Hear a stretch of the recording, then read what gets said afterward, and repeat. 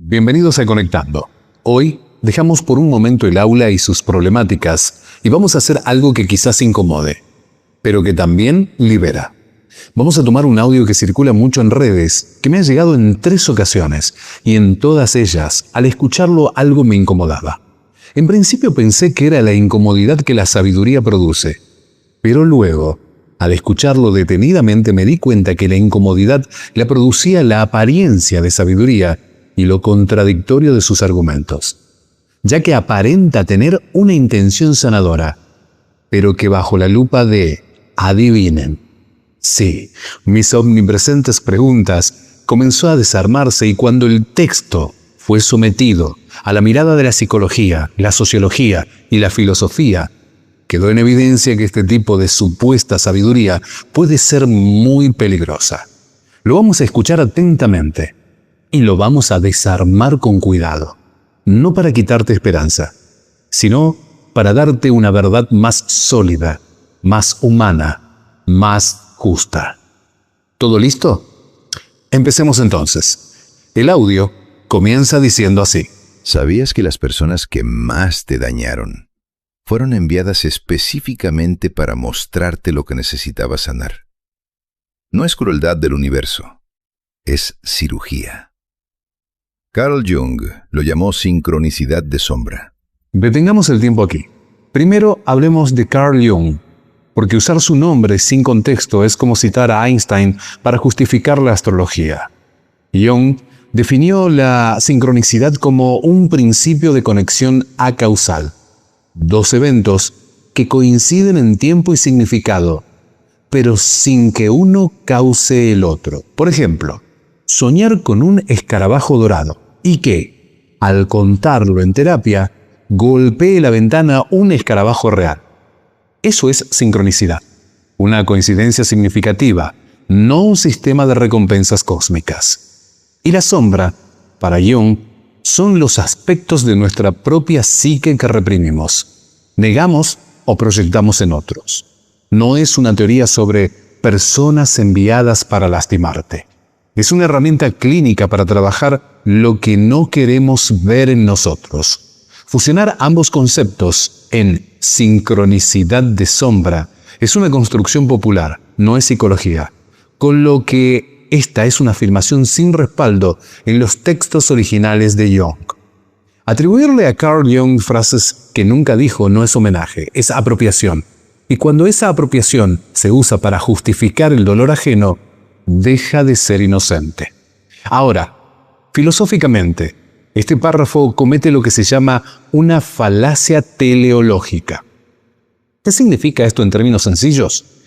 Es el error de asumir que todo lo que sucede tiene un propósito diseñado, como si el universo fuera un guionista que escribe lecciones para ti.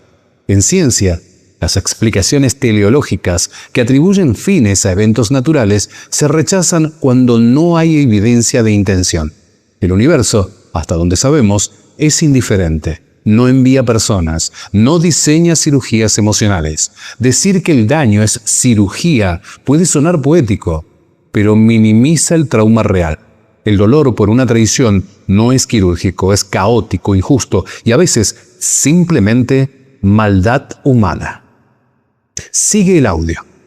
Escuchamos. Las personas que te activan emocionalmente son espejos de tu herida más profunda. No llegan por casualidad, llegan por resonancia. Entonces ese ex que te traicionó no llegó para destruirte. Llegó para mostrarte que tú creías no merecer lealtad. Alto ahí. Aquí entramos en terreno peligroso. Esto es lo que en psicología social se llama victim blaming, o culpar a la víctima. ¿Qué significa? Es el mecanismo por el cual se le asigna responsabilidad a quien sufrió el daño, en lugar de asignar responsabilidad a quien lo causó, para mantener la ilusión de que el mundo es moralmente ordenado. Por ejemplo, decir que una persona fue asaltada porque caminaba distraída. Ignora que el responsable es el ladrón, no la víctima. Hay otros ejemplos. Seguro los estás pensando, ¿verdad? Aplicado a lo emocional, afirmar que tu ex te traicionó porque tú creías no merecer lealtad es invertir la ecuación moral. La lealtad es una decisión ética del otro. Si alguien rompe un pacto, es porque esa persona eligió romperlo, no porque tú resonaste con la traición. Personas con autoestima plena son traicionadas todos los días. ¿Por qué? Porque el traidor o la traidora tienen sus propias heridas, sus propias elecciones, no porque la víctima tenga un imán de dolor. Confundir proyección psicológica con destino cósmico no es profundidad. Es un atajo que te deja cargado con culpas ajenas. Hablemos de proyección psicológica, porque el texto lo menciona implícitamente. La proyección es un mecanismo de defensa. Atribuimos a otros sentimientos o rasgos que no queremos reconocer en nosotros. Por ejemplo, si tengo rabia reprimida y no puedo aceptarla, puedo percibir que todos están enojados conmigo. Eso es proyección. Pero de ahí a decir que las personas que me lastiman son espejos de mi herida, hay un salto empírico enorme, gigantesco. Sí podemos atraer dinámicas familiares por patrones de apego. Eso lo vamos a ver después. Pero no porque Don Universo orqueste encuentros según nuestras heridas. La proyección explica cómo interpretamos, no cómo el cosmos diseña. Sigue el audio. Escuchamos esto. Ese amor que no te valoró no llegó para humillarte. Llegó para mostrarte que tú no te valorabas. Y duele, porque nadie quiere ver eso. Pero aquí está la liberación. Esto es lo que se conoce como gaslighting espiritual. ¿Qué es el gaslighting? Es una forma de manipulación donde se hace dudar a la persona de su propia percepción de la realidad. No fue para tanto. Te lo imaginaste. Estás exagerando. Esas son expresiones de gaslighting. El gaslighting espiritual hace lo mismo, pero con lenguaje de crecimiento. Esto te pasó para que aprendas. Si lo ves desde otra perspectiva, es un regalo. Un ejemplo concreto. Imagina que tu pareja te miente repetidamente. Cuando lo confrontas, te dice, esto te está pasando para que trabajes tu confianza. Eso no es sanación. Es una forma de evadir responsabilidad usando espiritualidad. La investigadora Judith Herman, experta en trauma, nos recuerda que el primer paso para sanar es validar el daño, no reinterpretarlo como un favor del cosmos. Si alguien no te valoró, puede ser porque esa persona no tenía capacidad de valorar, no porque tú no fueras digno de ser valorado. El gaslighting espiritual no te libera, te encadena a buscar lecciones donde solo hubo negligencia.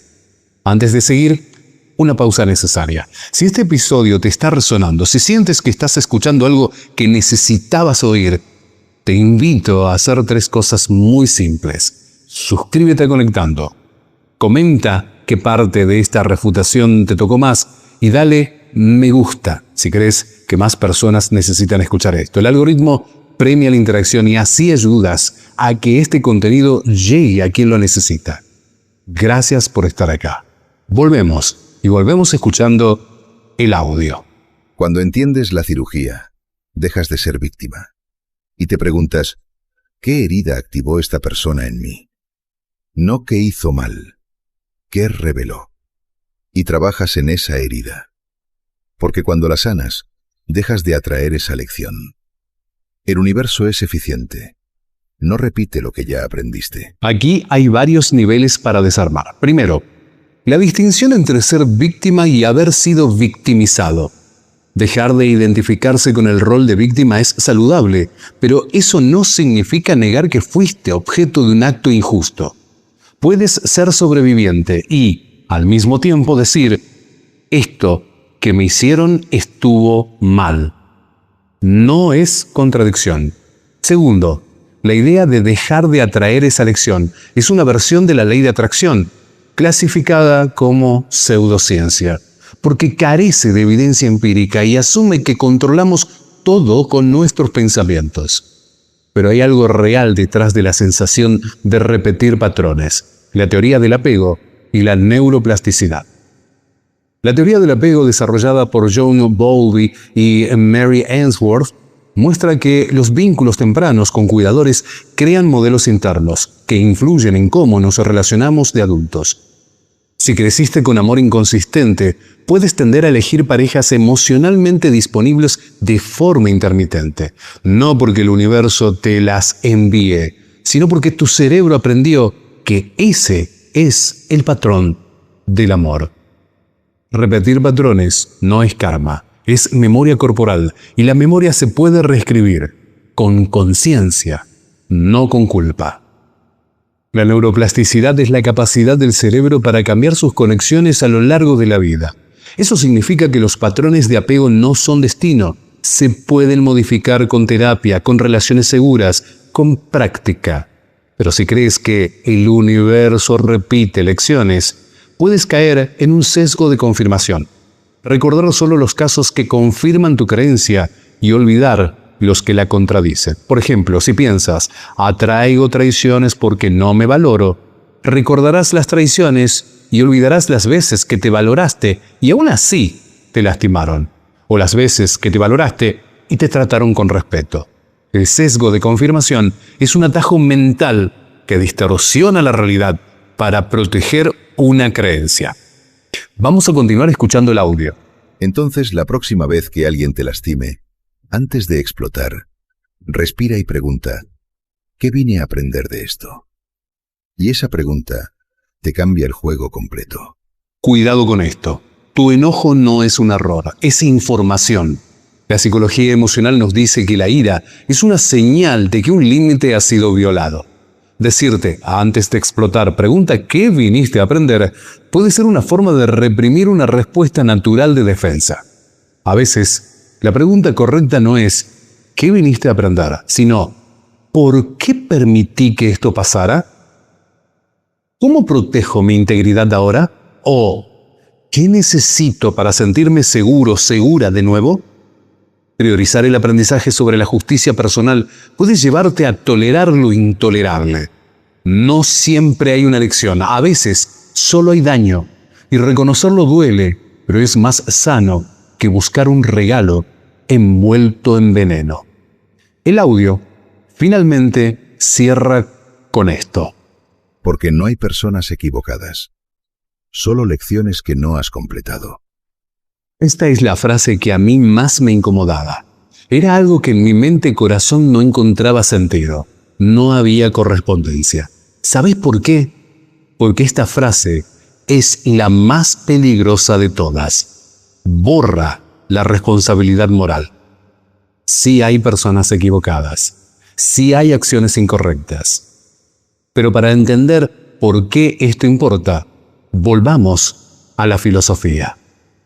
El filósofo Peter Frederick Strawson, en su ensayo clásico Freedom and Resentment, argumentó que las actitudes reactivas, como el resentimiento, la indignación o el agradecimiento, son parte constitutiva de nuestras relaciones morales. Cuando alguien nos lastima intencionalmente, sentir resentimiento no es no haber aprendido la lección. Es una respuesta racional que sostiene la expectativa básica de buena voluntad entre personas. Si eliminamos esas actitudes, porque todos son maestros disfrazados, erosionamos la base misma de la ética interpersonal. Si nadie está equivocado, nadie es responsable, y si nadie es responsable, el daño se vuelve invisible. Strawson no niega que podamos tener compasión por la historia del otro, pero distingue entre excusas que anulan la responsabilidad y explicaciones que la contextualizan sin eliminarla. Saber que alguien creció en un entorno violento explica por qué puede ser agresivo, pero no excusa el acto de agredir. Esa distinción es crucial para no caer en la parálisis moral. Para cerrar, quiero que te lleves esto. Sanar no es encontrarle un propósito cósmico al dolor que el otro te causó. Sanar es recuperar tu autoridad sobre tu propia vida. Como hemos dicho en episodios anteriores, ver al agresor como víctima de su propia historia no anula el daño que causó, más bien nos obliga a sostener dos verdades incómodas al mismo tiempo. Uno, que el dolor se transmite. Sí, el dolor se transmite. Y que la elección de lastimar sigue siendo eso, una elección. Tú no eres el campo de entrenamiento espiritual de nadie. La responsabilidad moral no es un castigo. Es el reconocimiento de que el otro es un agente, no un objeto de lástima ni un monstruo inexplicable. Así que, si te lastimaron, no te preguntes qué viniste a aprender.